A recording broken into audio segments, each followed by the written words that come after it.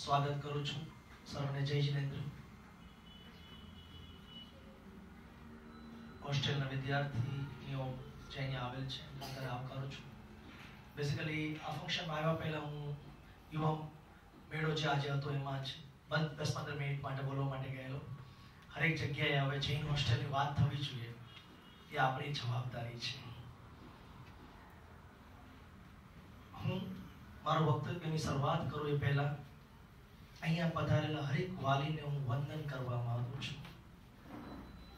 કારણ કે દીકરીને હોસ્ટેલમાં મૂકવી ને એટલે જીગર ઉપર પથ્થર મૂકવો પડે છે.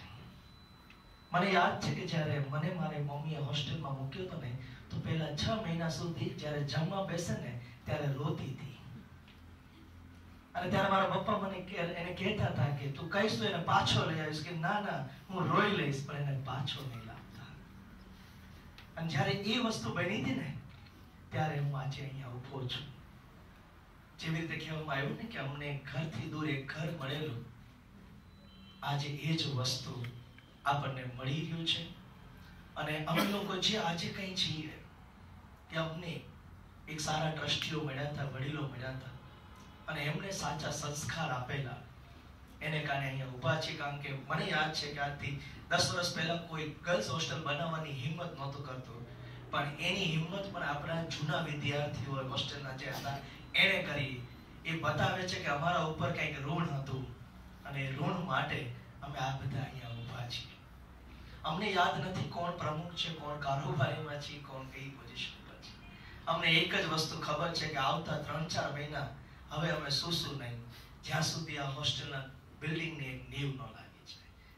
અને આની માટે આપ સર્વને હું એક વિનંતી કરીશ કે આ જે હોસ્ટેલ બની રહી છે એ અમદાવાદના લોકો માટે નથી બની રહી, ગુજરાત અને રાજસ્થાનના નાના મોટા ગામડાઓ માટે બની રહી છે. તો આપણી એક જવાબદારી બને છે કે આ વાતને આપણે અહીંયા સુધી પહોંચાડીએ. જો ધર્મ નહીં કરી શકીએ તો ધર્મ કરાવીએ છીએ, દાન ન કરી શકીએ તો દાન કરાવશું. આપણી આજુબાજુ 3-4 જણા એવા દેખાશે કે જેની કેપેસિટી હશે એમને આપણી વાત કન્વિન્સ કરશું કે દીકરી માટે એક જૈન કન્યા છાત્રાલય હોવી બહુ જરૂરી છે. અને જ્યારે બોયઝ હોસ્ટેલ નહીં હોય ને તો છોકરા ગમે ત્યારે પીજીમાં રહી જશે, ચાલશે, પણ દીકરીઓ માટે આપણને હોસ્ટેલની જરૂરિયાત છે. અને જે બિલ્ડિંગની રિક્વાયરમેન્ટ છે એ બહુ જરૂરી છે. કારણ કે ભાડાના મકાનમાં એવરી યર્સ આપણે જગ્યાઓ બદલવી પડે. ક્યાં સુધી બદલતા રહેશું? અને હવે જે રીતે પ્રોજેક્ટની કોસ્ટ વધી ગઈ છે એ રીતે હવે બહુ ડિફિકલ્ટ થઈ જાય. આજે જે 12 કરોડનો પ્રોજેક્ટ છે આઈ થિંક 2 વર્ષ પછી એ 15 કરોડનો પ્રોજેક્ટ હશે. અને જેટલું મોડું થશે એટલું મુશ્કેલ કામ થતું જશે. પણ અમે બધાએ બીડું ઉઠાવ્યું છે. અને આજે એટલો ટાઈમ પરમિટ નથી કરતો, પણ જે વિડીયોઝ અમે લોકો વેબસાઇટ ઉપર મૂકેલા છે અને યુટ્યુબ ઉપર મૂકેલા છે, એક વખત એ વિડીયો તમે જરૂરથી જોજો. કારણ કે જે 6 સ્પીકર બોલેલા અને 4 દીકરીઓ બોલેલી તમે એક વખત સાંભળશો ને તો દિલથી એમ થશે કે ના, આ લોકો કંઈક બોલ્યા હતા. અને આ મૂવી જોયા પછી કશું કહેવાનું રહેતું નથી. કારણ કે 12 મિનિટની મૂવીમાં બધી વસ્તુ કહેવાય ગઈ છે. પણ તમને બધાને હું ખૂબ અભિનંદન આપું છું. કારણ કે મેં આજે એજ્યુકેશન સિસ્ટમમાં જોયું છે કે ઘણા બધા મા બાપની પ્રાયોરિટીમાં દીકરી નથી હોતી, દીકરો હોય છે. અને દીકરી હોવા છતાં પણ એના માટે હંમેશા એક રિસ્ટ્રિક્શન હોય છે. અને તમે રિસ્ટ્રિક્શનને ભૂલીને તમે દીકરીને અહીંયા મૂકી છે. અને જે રીતે વાતચીત કરી દીકરીએ કે અહીંયા અમને સમજ પડી કે અમે ક્યાં છીએ. કારણ કે નવા મિત્રો મળશે, નવું એન્વાયરમેન્ટ મળશે, ત્યાં આપણી લિમિટેશનનો આપણને ખ્યાલ આવશે અને એનાથી જ આપણે બદલાઈ શકીશું.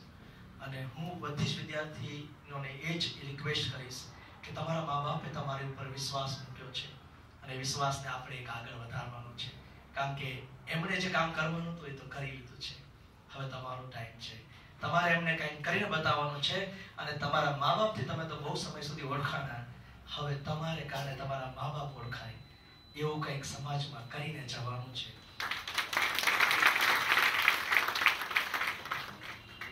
અને આ સમાજની દીકરીઓ પાસે બહુ જ તાકાત છે. કારણ કે અમને યાદ છે કે અમે લોકો જ્યારે નીકળેલા ઘરથી બહાર ત્યારે અમને ઇંગ્લિશના પ્રોનાઉન્સિએશન નહોતા આવતા, અમને રીચડા વોકડા બોલતા હતા.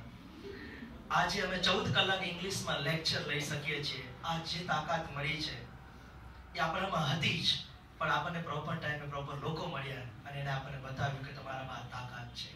અને એ મુજબ અમે આગળ વધ્યા છીએ. ફાધર વાલીઓને કહીશ કે આજે તમે જે રીતે વધાર્યા છો એ બતાવે છે કે તમે આ વસ્તુ માટે સિરિયસ છો. અને જ્યારે પણ આવો કોઈ પણ કોલ આવે હોસ્ટેલ તરફથી તમે જરૂરથી આવજો, કારણ કે આ જ સમય છે જ્યાં આપણે દીકરીઓને આપણા સ્ટેજ ઉપર એમને કંઈ ને કંઈ પરફોર્મન્સ કરતા જોવાના છે, એમની કેપેબિલિટી જોવાની છે. મને યાદ છે કે હું જ્યારે 10મા સ્ટાન્ડર્ડમાં પહેલી વખત ઇલોકેશન કોમ્પિટિશનમાં ઊભો થયો હતો ને, ત્યારે મારા પગ ધ્રુજતા હતા. અને એ પછી આજે મને લેક્ચર્સ લેવામાં તકલીફ નથી પડતી, કોઈ દિવસ તૈયારી નથી કરવી પડતી. હંમેશા જે દિલમાં આવે ને એ બોલું છું. અને એટલી જ ભગવાનને પ્રાર્થના કરું છું કે જે સાંભળે ને એ પણ દિલથી સાંભળે. સર્વનો ખૂબ ખૂબ આભાર. જય જિનેન્દ્ર.